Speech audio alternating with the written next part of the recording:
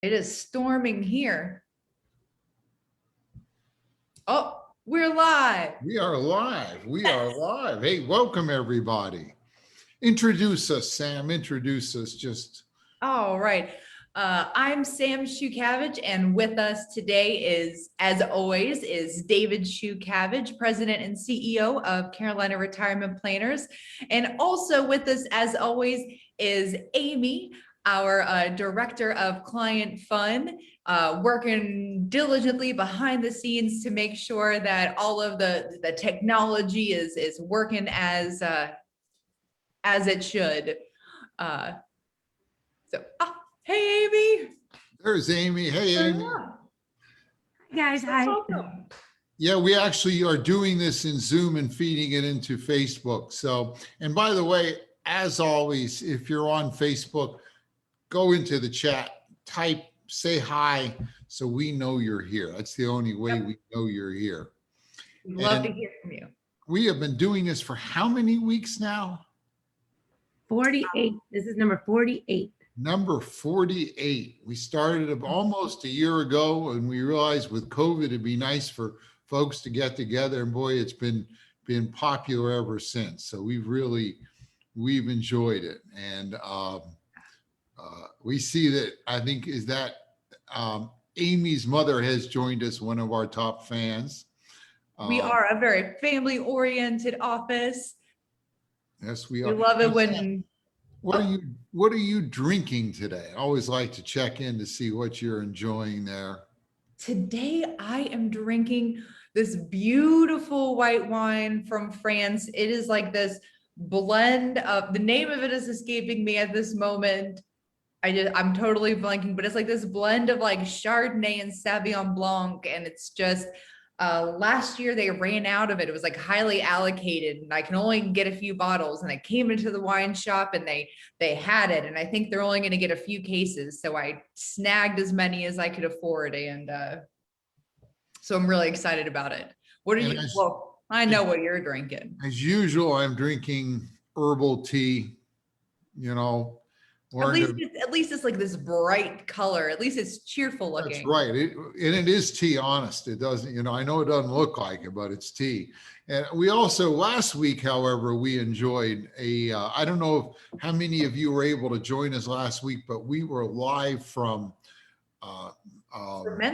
Fermental. We had a wine tasting. We had several of you all came and shared the wine with us. And you can watch that rerun if you want on our YouTube channel, or go to our website under events and you'll find it. So we've got a number of people checking in. If you're ever out in Ogden on a beautiful day, if you're ever on that side of the woods, or if you want to try the wines that we tasted that day, and you, especially if you bared with us through our technical difficulties, we would love for you to stop out of Fermental, pick up a bottle of those wines, or go and see them, have a beer on their patio. In their beer garden. It's a great place to go. You can get that. You can actually, I think on the website or on our Facebook page, you can download the tasting notes and get that, and it'd be kind of fun. Great activity. And we have Susan has joined us, Miranda too, always here. Kim, good to see you. Bruce, Donna. Hey Donna, hey Martha. And Jeff, hey Jeff, and Jay and Carter, hey y'all. Carter, it's good to we saw you last week, you know, and in person there. It was nice to see. You know, it's nice to see people in person again. It's just been so good. And Lynn and Heidi. And Heidi, hey Heidi. Sam and Heidi had a good birthday celebration last week, I believe, last weekend. We did. We actually did something really cool. I want to plug it for a second. Now that we're actually able to, you know, kind of go out and about a little bit more, we did something really cool with a group, a new business called Roadies, Roadies, where we traveled around in a renovated VW bus, and they took my husband and I, and Heidi's husband and her, oh gosh, I hope my mom's not here.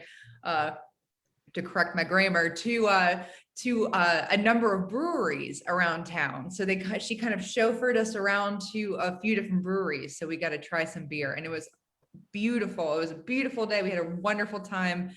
So if that's something that you would be into, it was called Roadies, and we had a wonderful experience. I rebuilt the engine of a VW bus years ago. You know, Remember? my husband has experience working on VWs or Volkswagens, and his brother used to own like a Volkswagen car fixer upper. Yeah, there's actually a book called How to Keep Your Volkswagen Alive, a manual for the complete idiot. It's a really, if you, I lent my copy out to someone years ago. It's Corning, and they never returned it, but it's just, Well, that was one of the things that we talked about, is because I was recommending to her, I was like, oh, well, you should, get to know these guys. And Neil had talked about how the buses in that generation of Volkswagens were actually built to, for the lay person to be able to work on them and fix them. yeah, they broke down enough you had to too, but there was one you could drop the engine down the back, carry it down the basement, and take it all apart and put it together again. And let's see, we also have Bill has joined us, Joey, Jeff. Hey, Jeff, and Bart. And Good to see Yoko's here too. Hey, Yoko. Hey, Yoko, And Bart's here. Hey, Bart. yep, Ed is here, and Ellen. And Phil and Carol. I don't know if you said that already. Yeah. No, actually, I think I missed them. Now, what is our topic today? So today we are going to talk about true wealth. True wealth. Okay. And And we thought for that, I'd love it if you could break out the trusty iPad. I okay. thought you're so nimble with it these days that it might be a good tool. Okay, we'll see how my handwriting looks today. With the trusty iPad here, and we're going to talk about true wealth. Where do we start? And where do we start with true wealth here? So I want to start by asking you, when you hear the word assets, what comes to mind? What do you think of? Well, when I hear the word assets, I think one thing that comes to mind right away is money, but whether it's in my money market or my checking account or just in my wallet, so money is an asset.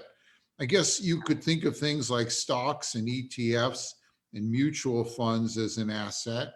Yeah, like your retirement accounts as well. Yeah, most of us think of our IRAs, which have money in various forms in it, as an asset. What else would we have? Your real estate. Real estate. Yeah, I own parts of 3 buildings, and that would certainly be an asset. Mm-hmm. And I actually think probably the business itself that we're partners in would be an asset. That's has a value as well. So those would be, when you say assets, those are kind of the things that come to mind. Yeah, and that makes perfect sense. And those, I would label that. Could you label that financial? Okay. Because we would consider all of these to be, your financial assets. But what do you value more than money? Do you have assets that you possess that are worth more than your financial assets? Well, I think I, along with probably most people, would say if I had to pick my most important asset, it would be family. Yeah. My family means more than anything. My darling daughters, and my beautiful, talented, very forgiving, very tolerant wife, and those would be people that all my brothers, my sisters, and those would probably be right on the top of the list. And if I had to pick what was under that and similar, would be health. Because most of us, next to our family, the most important thing we have is our health. we don't have our health, what do we have? So Hmm. that would be a big part. What else would go on this part of the list? Uh, Faith, Faith? if you have, whatever faith or spirituality you feel. Most people have are rooted in faith and I'm betting another asset that's always nice to have is happiness. Yeah. We all kind of strive to be happy. And let me think. Well, another one that I think is really important is like every morning I read a page from the Daily Stoic, and the Daily Stoic talks about how your values are really what drives you. You make your decisions and about the world and what you do and how you treat people and everything else based upon your values. So I think one of your values would also be a core asset there. What kind of Yeah. assets? If these aren't financial, then what kind of assets are they, Sam? Yeah, you hit the nail on the head there. I would consider these to be your core assets. And these things, would you trade any of these for more money? Would you trade your health for another piece of real estate, another building? No, in fact, I mean, one of the things we often in the financial world, a lot of people talk about how when people are young, they often sacrifice their health trying to make more money. And then when they get old, they spend the money trying to get their health back. So I don't know. I don't think I'd want to give up any of these in exchange for more money. Exactly. Yeah. Exactly. So whenever we think of the core, we think, this is the essence of who we are. And so another quadrant would be experience. Experience, huh? Yeah. Okay. And Well, so the let's experience would be, this is going to be the sum of our physical, emotional, mental, and spiritual experiences. okay.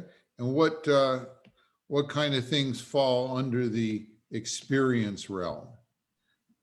Well, off the top of my head, one of the most important to me is, education and learning.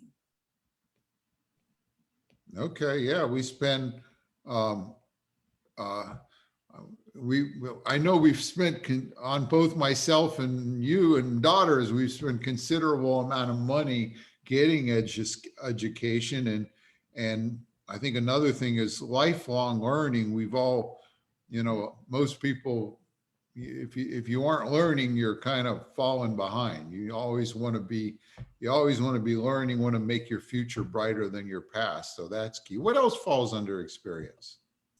I think exploration and travel. Ah, That's something that's really important for me right now. yeah, I know if when we talk to a lot of clients and I say, what do you want to do? I would lay the odds that the majority of them, probably at least 2/3, say have travel on that list, whether it's travel in the country or more likely even travel in the world. So that's a big one. Mhm. Um, Relationships, ah, whether it's, a personal relationship, networking, mm-hmm. friendships. Probably under here too comes skills. Mhm. Whether it's golfing or playing hammer dulcimer or pickleball or maybe even some more uh, work skills. A whole variety of things come under experience. So that's an asset. Okay. And your reputation. Mm-hmm. Mhm.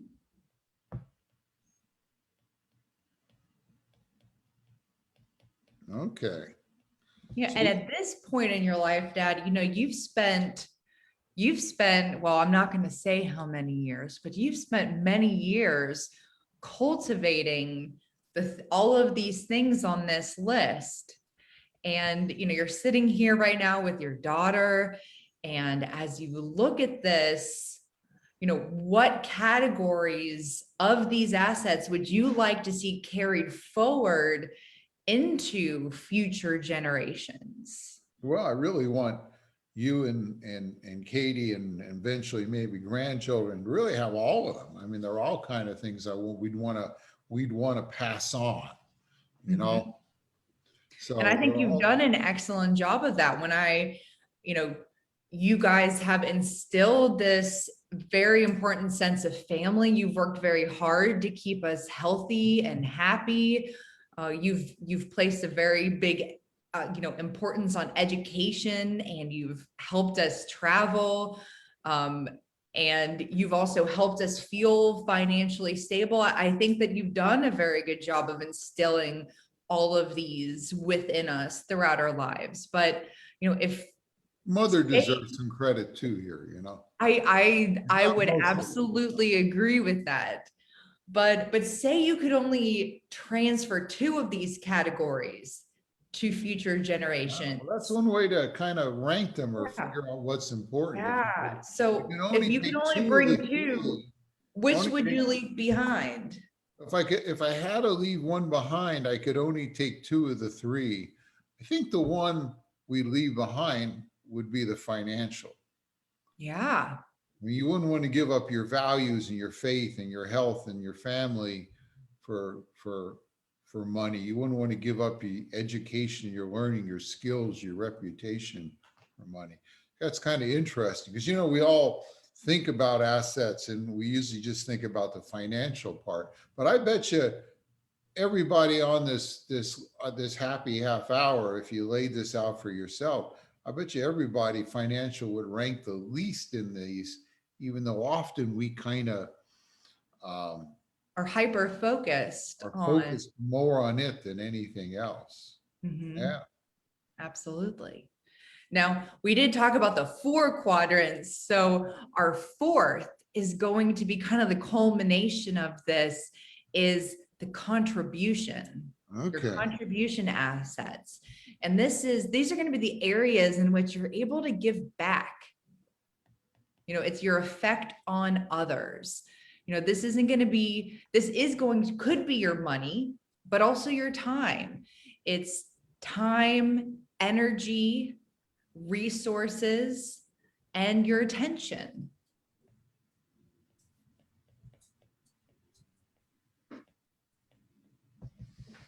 Okay. Time. Are you donating your time and volunteering with a charity? Are you giving money to a charity? Are you sitting down with your grandchild and teaching them a new skill? Well, I'll tell you one way to look at this here is, there's time, energy, attention, but money comes into this too. Mhm. And, society and requires that we donate money back to make it work. And that money, and we've talked about this in other happy half hours, but that money comes usually in 2 forms. One of those forms is taxes. The government says, hey, if you want to live here and have roads and police and all this stuff, you've got to pay taxes and contribute. The other place is charity, and the government actually gives us some options where you put money and target it through charity and substitute the taxes for charity. And then we've talked in the past about a lot of the strategies there. So yeah, so that is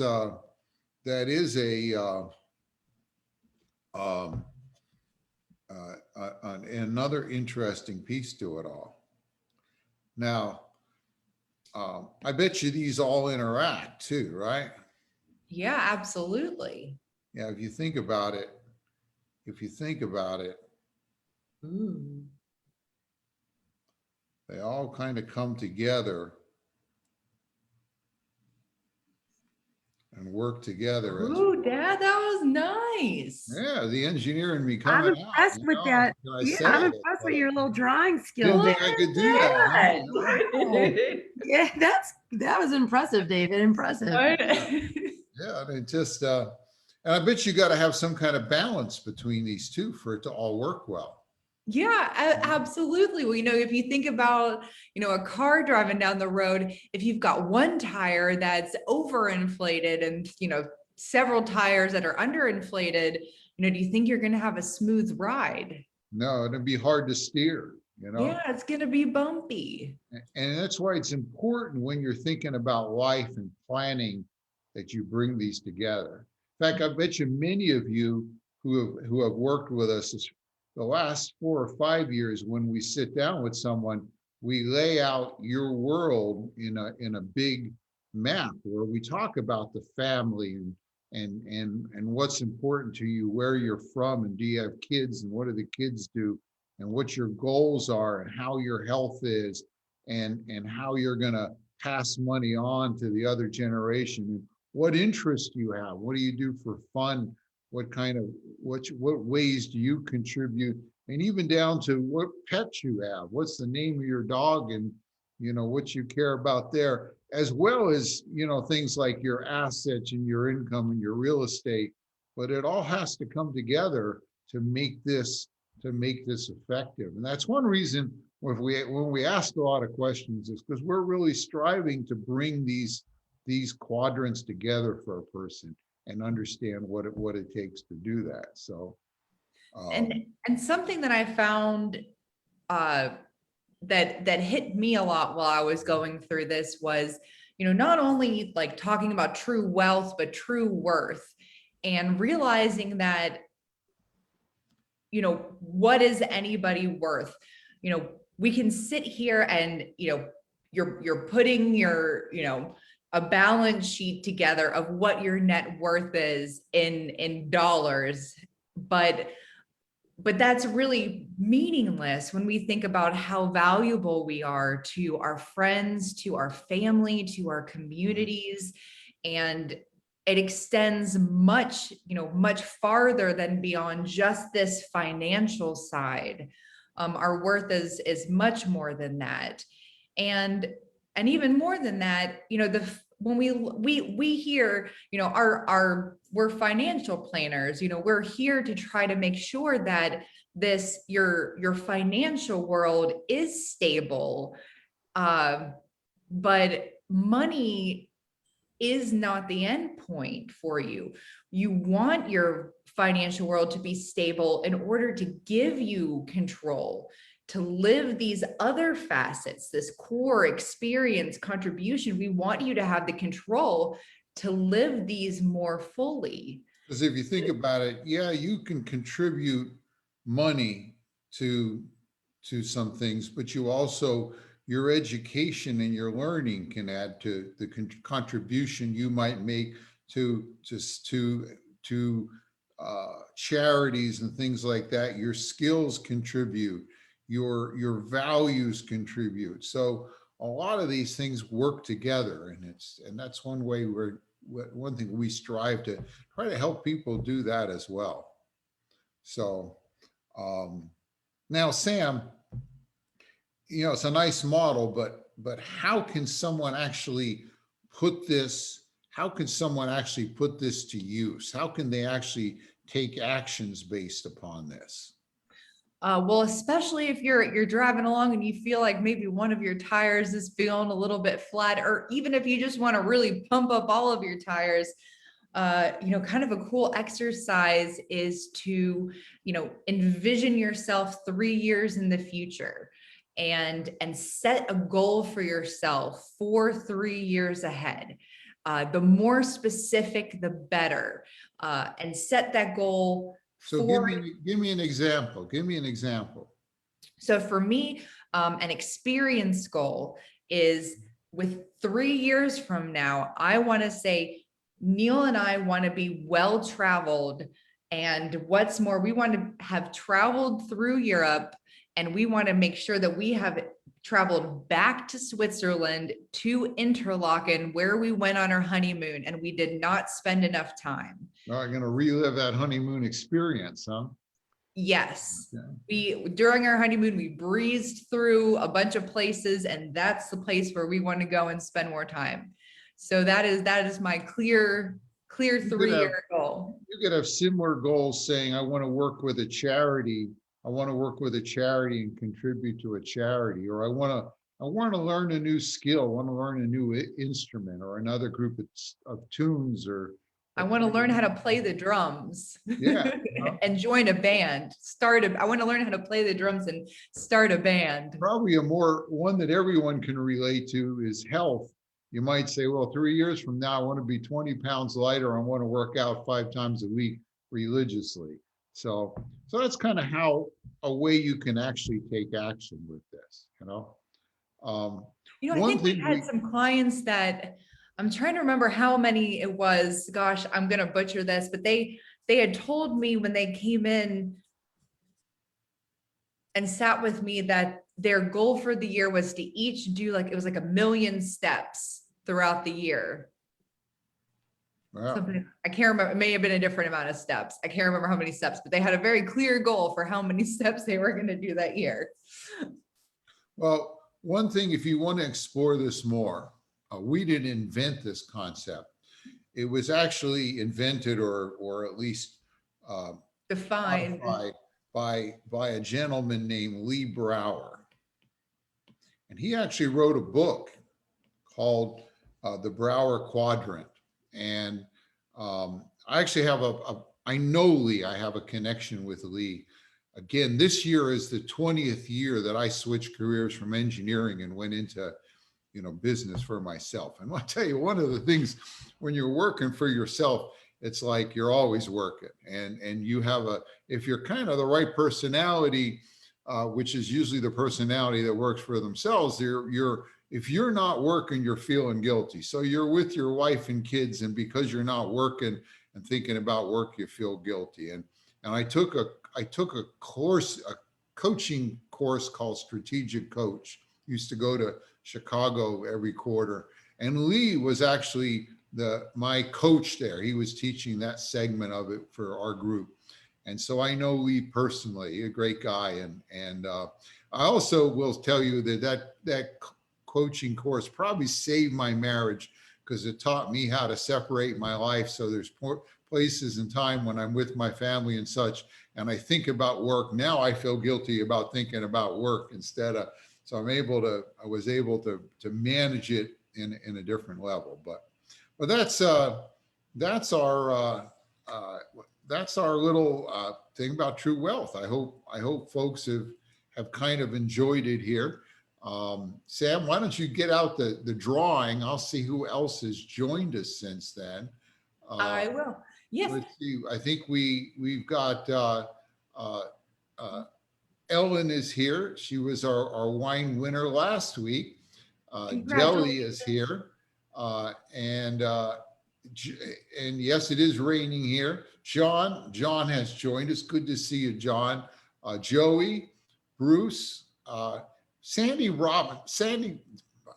boy, my tolerant and understanding wife is here. Kathleen is here as well.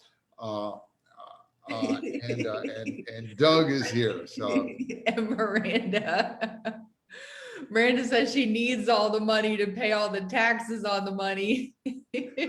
But we have plenty of happy half hours where we talk about that too. Okay. And Margie and Doug are here too. So, hey guys. All right. So we are just at 5 on the nose. So thank you for bearing with us. If you are not familiar with what this is our weekly wine drawing. And if you want to get your name in this raffle, to do so, all you need to do is RSVP that you are interested or going to our weekly Facebook event, or share. And also, if you share it with a friend, you can get an additional entry. You can also respond to any of the emails that we send out throughout the week. Just let us know of a future topic you'd like us to cover, a question that you have, or just say, enter me in the wine drawing. However you'd like to enter. You can also forward that email to a friend and invite a friend to Happy Half Hour, but you have to let us know that you've done that, and we'll give you an extra entry. So this week, and you get 2 bottles of wine from Fermental, which we mentioned here at the beginning, delivered directly to your door. Our winner this week is, and I think I saw her say, hey, at the beginning. So we'll see if she's still on, is Susan D. So congratulations, Susan. You are our winner this week. Congratulations. So Susan D. And with that, we will see you all for the 40, well, I'm losing track. 49. 49th happy half hour next week, everybody. So have a good week. We're coming up on a year. We're coming to 52 Coming up years. on a year. You gotta think about Coming up this. on a That's year. Oh my it's goodness. kind of big. Cheers, Yeah. everybody. Have a great Cheers. week. We'll see you next week.